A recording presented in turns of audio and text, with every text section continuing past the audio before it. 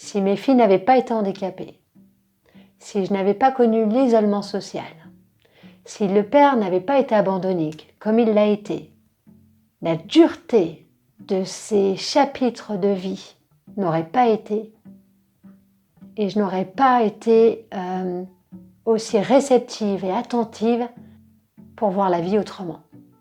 Je m'appelle Pamela, je suis maman de 2 petites filles et je suis artiste.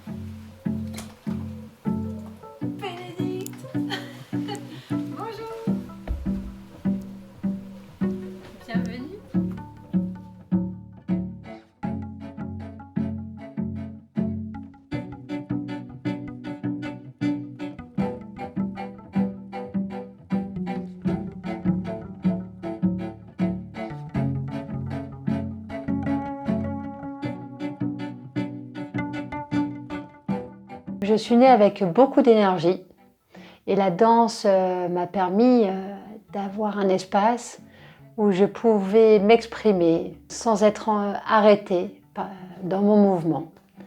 Ça m'a offert une liberté énorme dès le départ de mon existence. J'ai été inscrite ensuite dans un conservatoire et j'y ai étudié la danse contemporaine. Mon professeur de l'époque avait proposé que je fasse le concours du Conservatoire supérieur de Paris. J'ai été admise pour ma plus grande chance. Pendant 4 ans, j'ai reçu enseignement de professeurs très généreux. Suite à ça, j'ai fait une année au Junior Ballet de Paris. Suite à ça, j'ai pris mes bagages et je suis partie au Guatemala. Et c'est là-bas que j'ai été pour la première fois danseuse professionnelle. L'expérience qui m'a le plus marquée, c'est mon expérience à Shanghai. Je dois encore beaucoup à tous ces Chinois avec qui je dansais, qui m'ont appris à danser de façon humble, de façon très appliquée, très impliquée, sans me donner de leçons, sans avoir un échange en mettant des mots, mais de par une exemplarité en place, par une tenue d'âme, montrer qu'on pouvait danser sans se prendre au sérieux. Pas pour dépasser l'autre, danser pour le plaisir. J'étais chorégraphe en Chine, j'avais une compagnie de danse qui s'appelait Artiste, que j'avais cofondée avec Sean Wang, revenu à Shanghai, puisqu'il était en Suisse, il travaillait pour Maurice Béjart. Ça a été une expérience très riche puisqu'on était dans l'enseignement de nos disciplines artistiques respectives, lui le classique, moi le contemporain.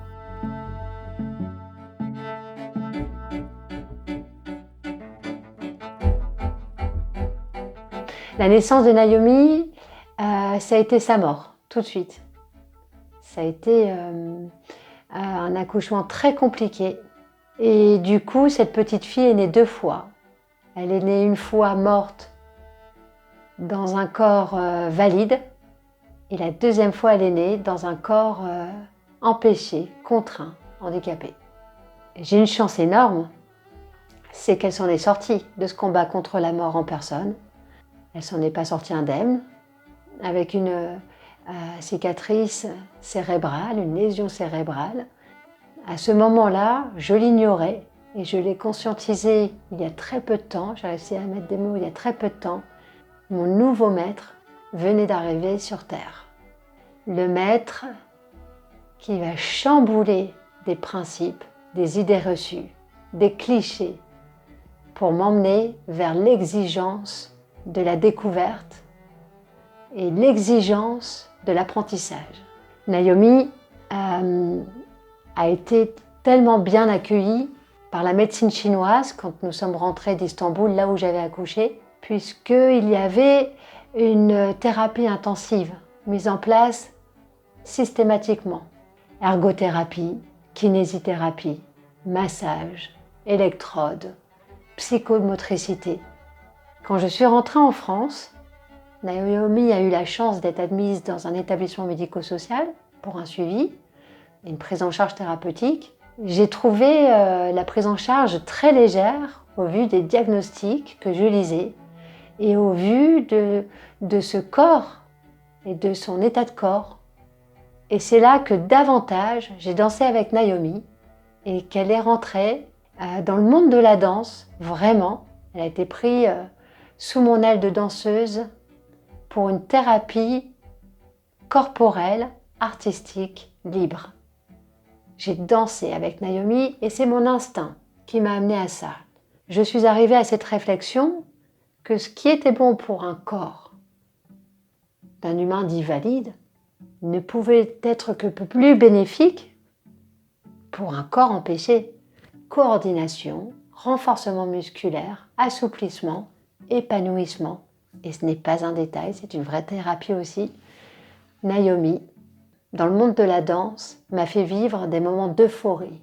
J'étais très contemplative de sa façon de danser, qui était très étrangère à tout ce que j'avais vu jusque-là. Puisqu'en fait, pour la première fois, je voyais un humain dans un corps contraint s'abandonner à la danse avec légèreté en arrivant à une émotion esthétique, celle de la beauté. Elle a sublimé mon regard.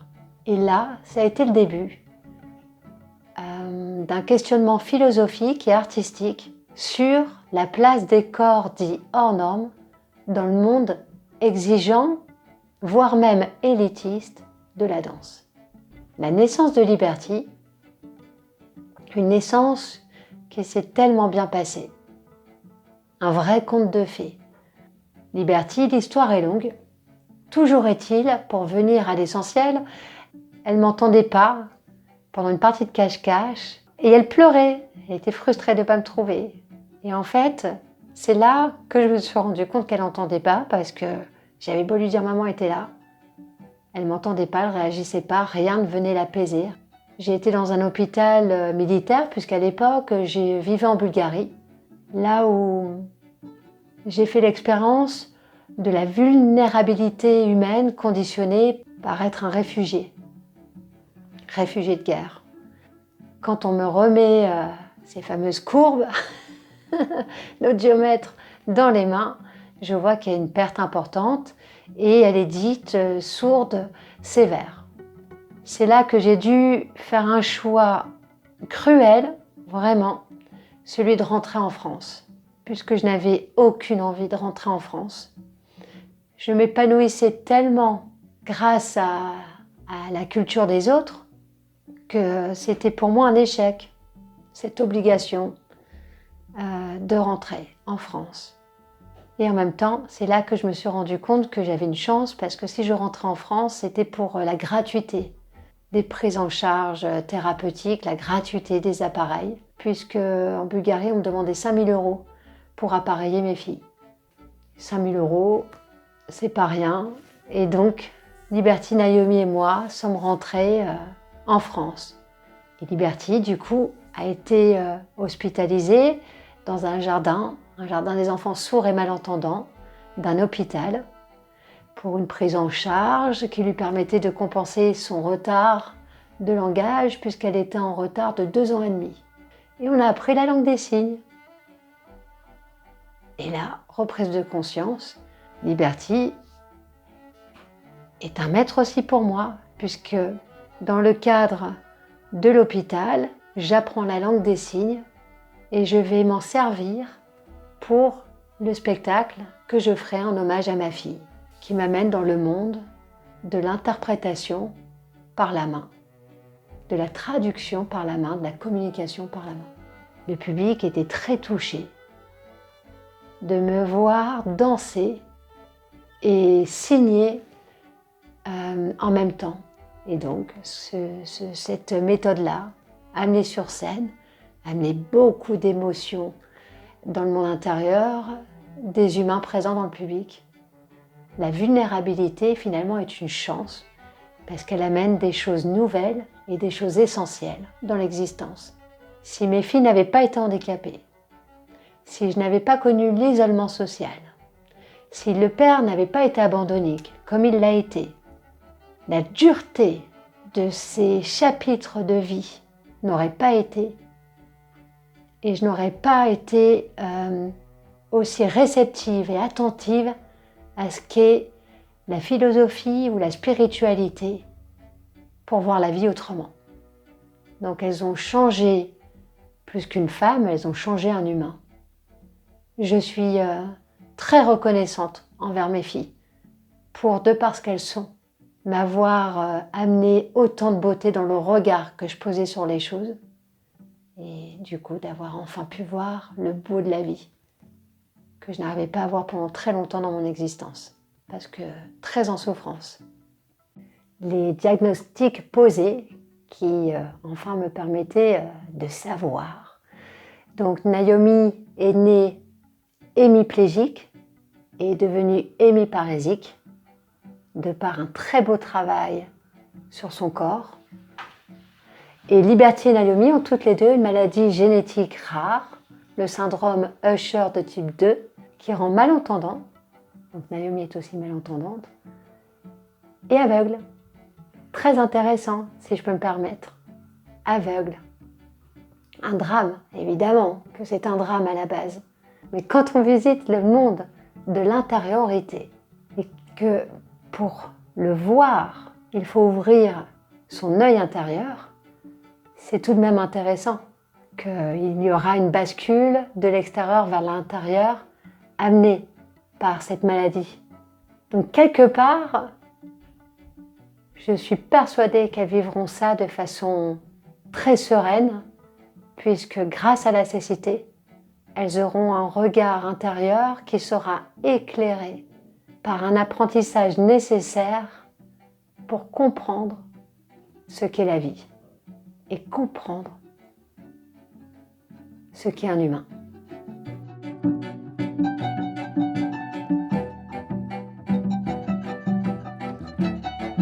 Je disais que c'était de l'art-thérapie, ce qui a été le cas à un moment donné. Je disais ensuite que c'était de la danse donc inclusive. Et en fait, Liberty, Naomi, comme tous les autres humains en situation de handicap qui osent faire leur place dans une société méprisant souvent le faible ou le différent, ce sont les éclaireuses du monde de la danse. Elles ne sont pas là pour impressionner. Elles ne dansent pas pour être applaudies. Elles dansent pour faire valser des clichés, pour faire valser des idées reçues, pour amener de la philosophie, du questionnement, de l'interrogation. C'est quoi la normalité? La pseudo-normalité. Et en fait, en ayant, pour Naomi, avec plusieurs handicaps de plusieurs origines différentes, réussi à danser si librement, en trouvant un cheminement du mouvement très singulier, qui lui appartient à elles, elles amènent de la liberté dans l'espace du monde exigeant de la danse. En fait, je ne leur apprends rien, c'est elles qui m'apprennent tout. C'est elles, c'est Tess, c'est tous ces enfants ou ces adultes, donc ces humains, qui en osant entrer dans le monde de la danse, en osant danser par eux-mêmes, que la danse avec un D majuscule apparaît à mes yeux. Aucun dictat. Elles apprennent en faisant des erreurs et en les corrigeant. Donc elles apprennent en tombant et en se remettant debout. Donc je suis honorée d'être la maman de 2 petites filles rares. En tant qu'artiste, je n'en demandais pas tant. Je ne pensais qu'il n'y avait que dans un conservatoire dit supérieur qu'on pouvait recevoir un enseignement immersif, un enseignement discipliné, rigoureux. Non, on peut recevoir un enseignement et un enseignement de qualité par un humain vulnérable qu'on laissera exister dans son monde et qui viendra transformer des phrases, qui fera naître de nouveaux mots et qui amèneront du sens au mouvement et du sens à la danse.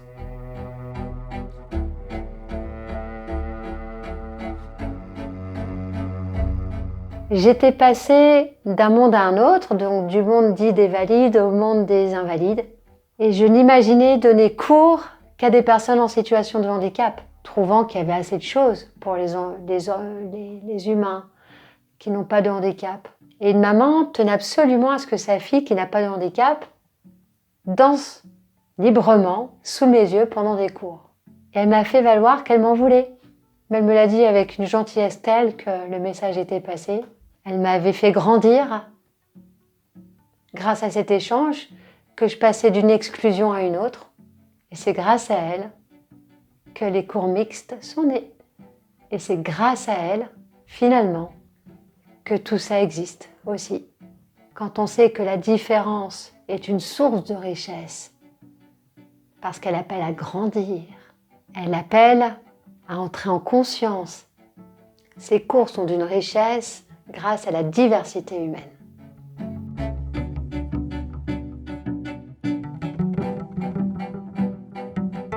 Parce que je trouve le mot handicap comme une barrière, comme une limite. Une limite qui à la base n'existe pas, mais qui est imposée par l'humain. Et du coup, quand ce mot a surgi et m'a traversé l'esprit, je ne l'ai pas laissé continuer faire sa route loin de moi. Maintenant, il est un vrai partenaire de vie quand je m'exprime. Il m'a permis de dédramatiser une situation. Il m'a permis de voir le champ des possibles. Et il m'a permis de mettre la main sur une force. La force vitale. Ouais.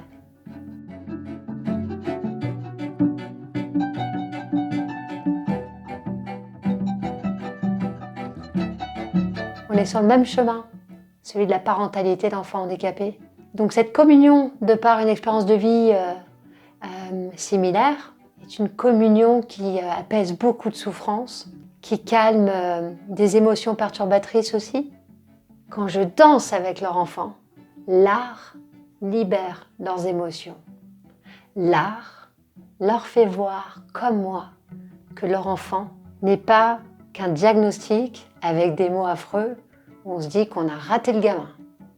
Non, il n'y a pas de jugement médical. Il n'y a plus de jugement du tout. De toute façon, au fur et à mesure des cours, on efface des mots qui nous ont fait si mal pour laisser place à de nouvelles choses et des choses beaucoup plus humaines, là où on laisse place à la vulnérabilité pour laisser place à la beauté de la vulnérabilité. C'est tellement troublant, mais dans le bon sens du terme, c'est poignant, c'est bouleversant, c'est saisissant de voir une petite fille comme Tess, polyhandicapée, venir avec son petit tutu que lui a acheté sa maman, où on dirait non, mais elle peut pas porter ça. Le tutu, c'est l'Opéra de Paris, le tutu, c'est la danse classique, c'est un gag. Non, non, non, c'est pas un gag. C'est Tess en personne qui est la symbolique du changement et qui est la symbolique, quelque part, d'un moment de vérité. Elle ose être elle-même et elle ose danser. Et là, sa maman, tout d'un coup, devient spectatrice de sa petite fille devenue artiste et chamboulée par tout ce qu'elle vit, sans savoir vraiment ce qu'elle vit. Il faut du temps pour prendre conscience des choses. Donc, cette danse n'est pas une fin en soi, elle est les premiers pas d'un début vers une autre relation à sa fille et vers un lien du coup de plus en plus ancré, enraciné avec la danseuse qui danse avec sa fille. La majorité des mamans qui ont des enfants en situation de handicap et qui me laissent la chance de danser avec eux deviennent des amis. Et c'est une histoire d'âme, tout ça. Donc ce sont des liens profonds, des liens dont j'ai tant besoin pour m'abandonner de plus en plus à la confiance et m'éloigner de plus en plus de la méfiance des autres avec un grand A.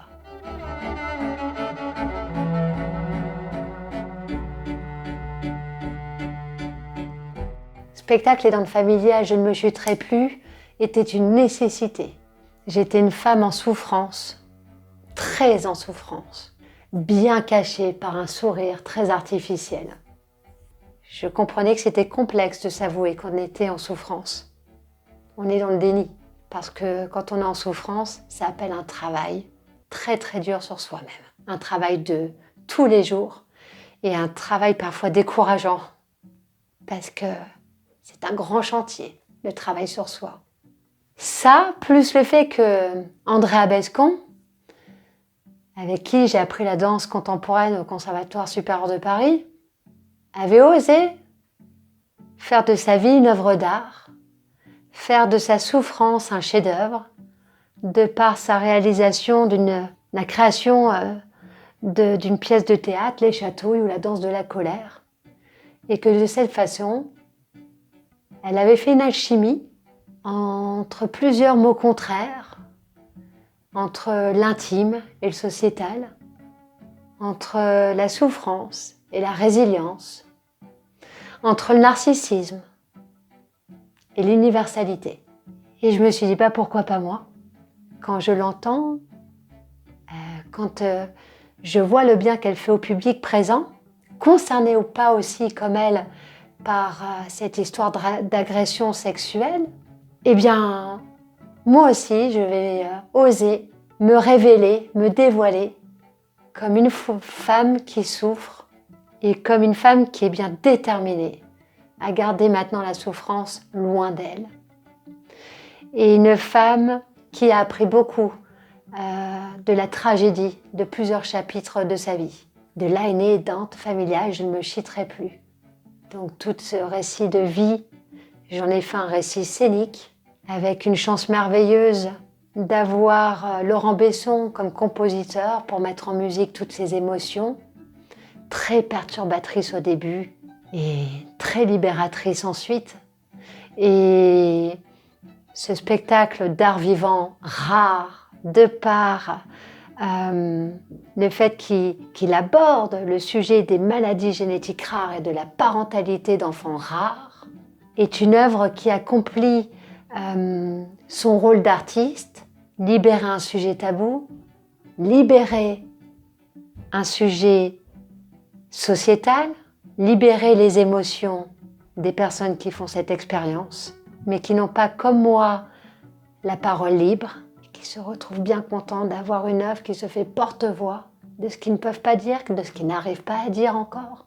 Et du coup, Danse familiale m'a permis de vivre des moments extraordinaires de par un public qui est sorti chamboulé et grandi par ce spectacle, qui n'est pas un spectacle pour impressionner, qui n'est pas un spectacle pour être admiré, qui est un spectacle pour percuter l'humain présent et avoir un dialogue ouvert de cœur à cœur.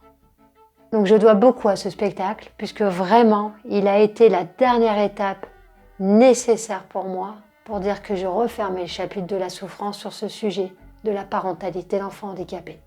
Et en plus, parce qu'il y a toujours des plus quand on va vers le bon, il permet à Liberty et Naomi de danser en solose, oser le solo en solose.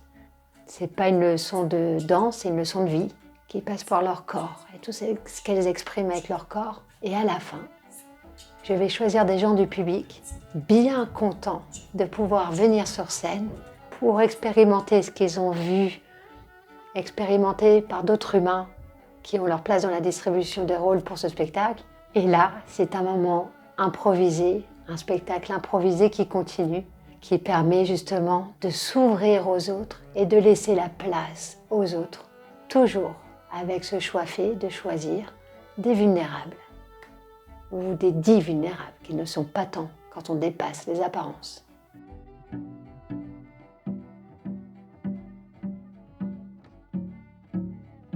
J'ai une chance puisque un ami m'a parlé d'un festival qui avait lieu, les Palabrasives, avec une équipe très à l'écoute de ce qu'est la vulnérabilité d'un réfugié. Et comme je te disais tout à l'heure, avec l'expérience que j'ai pu avoir, où les camps m'ont ouvert leur grille, leur grillage, pour créer un dialogue par la danse avec les réfugiés syriens et irakiens, il m'a proposé de jouer le spectacle dans le familial à ce moment-là. Et ma fille, qui tient par une poignée de fer ce festival avec l'ambition, très audacieuse aussi pour le coup, de créer du lien humain et de l'humanité à travers ce festival, a préféré ou a aimé ce choix possible de créer Invisible Strings, qui est une pièce qui va faire apparaître ces liens invisibles qui nous unissent tous finalement. Donc on part de la vulnérabilité de par une condition humaine qu'est le handicap, mais cette vulnérabilité-là va regarder notre vulnérabilité en face et droit dans les yeux, celle de la condition humaine du réfugié. Et donc ça va être un dialogue entre ces deux vulnérabilités, et là nous aurons un tableau final, sublimé par des réfugiés qui ne savent pas encore, mais qui vont faire partie d'une œuvre d'art pour venir bousculer l'égoïsme, l'individualisme des gens qui n'ont pas encore fait un travail sur ça.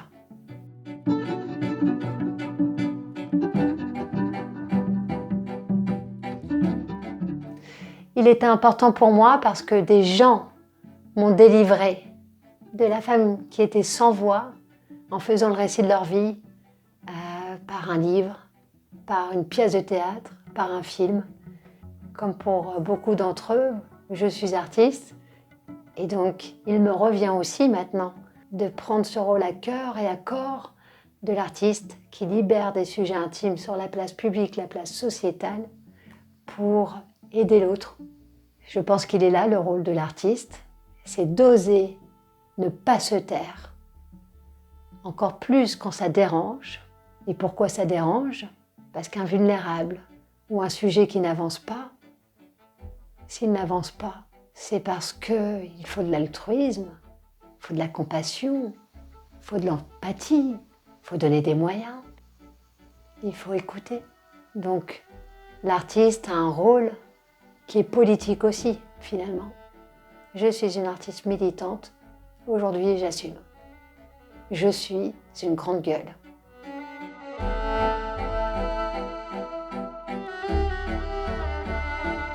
Naomi a failli arrêter la danse. Bon, elle avait arrêté d'ailleurs, je lui avais laissé cette liberté-là. Et en fait, on a eu une conversation très posée. Et dans des conditions qu'elle choisissait, elle voulait danser. Et donc, je fais tout pour que ces conditions existent à nouveau. Comme dit sa petite sœur, Liberty, vivement l'époque d'avant. C'est-à-dire que Naomi et moi allons danser ensemble, et rien qu'ensemble, comme on le faisait au tout début de son existence. Liberty adore la danse, et Liberty ne s'imagine pas arrêter la danse. Évidemment que je ne lui dis pas comme ça, elle, vous pensez bien, enfin tu penses bien. Mais finalement, je les prépare petit à petit à avoir la possibilité, sans les forcer, puisque le choix est tellement important, un choix de soi-même, pas un choix imposé par les autres pour s'épanouir, mais elles auront la possibilité d'être des danseuses professionnelles aveugles. Ouais. C'est beau, non ?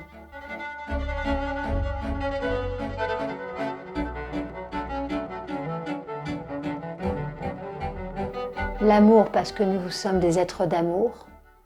Quelqu'un qui manque d'amour pour lui-même va manquer d'estime et là, ça peut devenir difficile de vivre. Le respect, parce que pour rester en paix, il faut le respect des uns et des autres. Quand on dit respect, tout de suite on va penser à un autre. Mais je pense que la démarche nécessaire, c'est du respect pour soi d'abord, pour pouvoir respecter les autres ensuite. Qui ne se respecte pas ne pourra pas être respecté des autres. La liberté, parce que la liberté des uns commence là où s'arrête celle des autres. D'où l'importance de limites.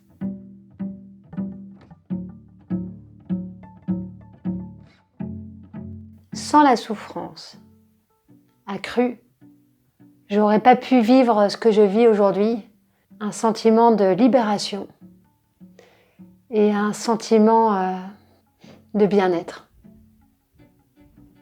Aujourd'hui, je vais bien. J'ai parlé, le bilan du coup, l'importance de parler.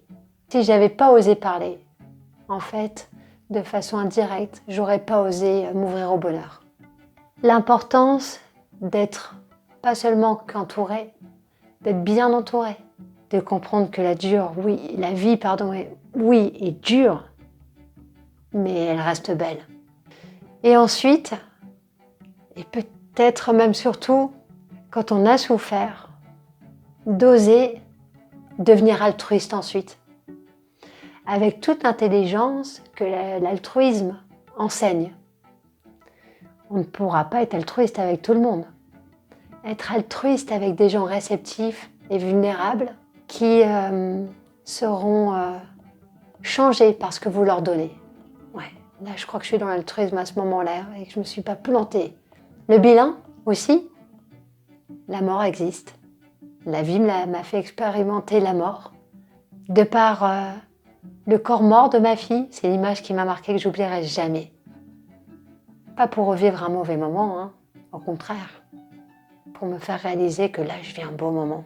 Avoir vu le corps inerte et sans vie de Naomi d'abord, et ensuite regagné par la vie, profitons des beaux moments pour être moins faible dans les mauvais moments et faire en sorte que quand on sourit à l'approche de la mort, on sourit parce qu'on se dit qu'on aura fait de notre mieux tout le temps de notre existence.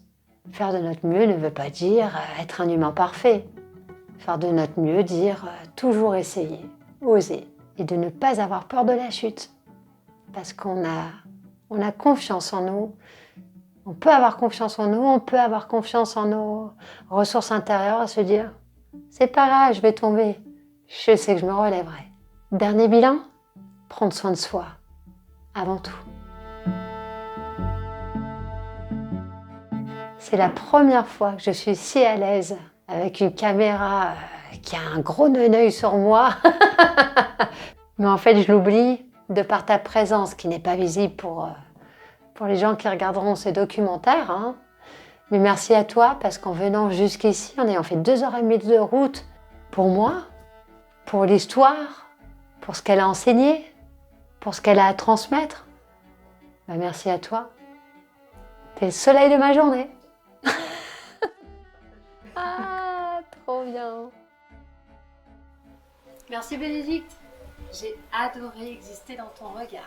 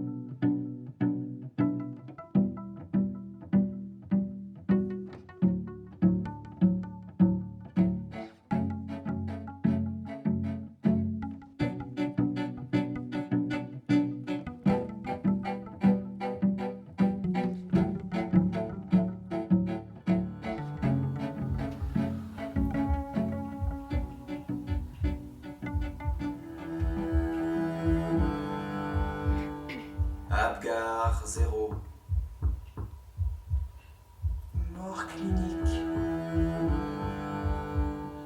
Coma.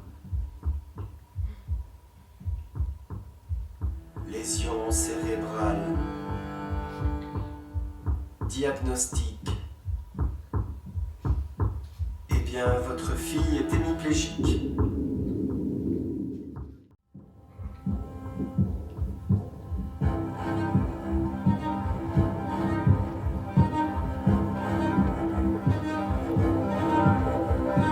Bilan génétique, compte rendu de consultation, département ORL, bilan vestibulaire, audiométrie, audio électrocardiogramme, le diagnostic, maladie génétique rare.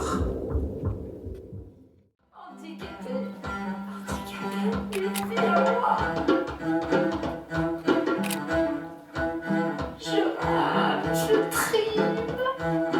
Comment elle peut pas? Je traverse un enfer.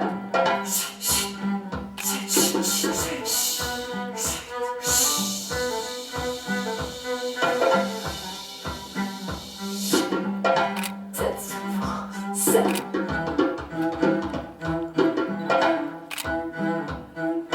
Et toi, tu me dis de ne plus me chuter. Toi, tu me dis de ne plus me chuter. Toi, tu me dis de ne plus me chuter. Toi, tu me dis de ne plus me chuter.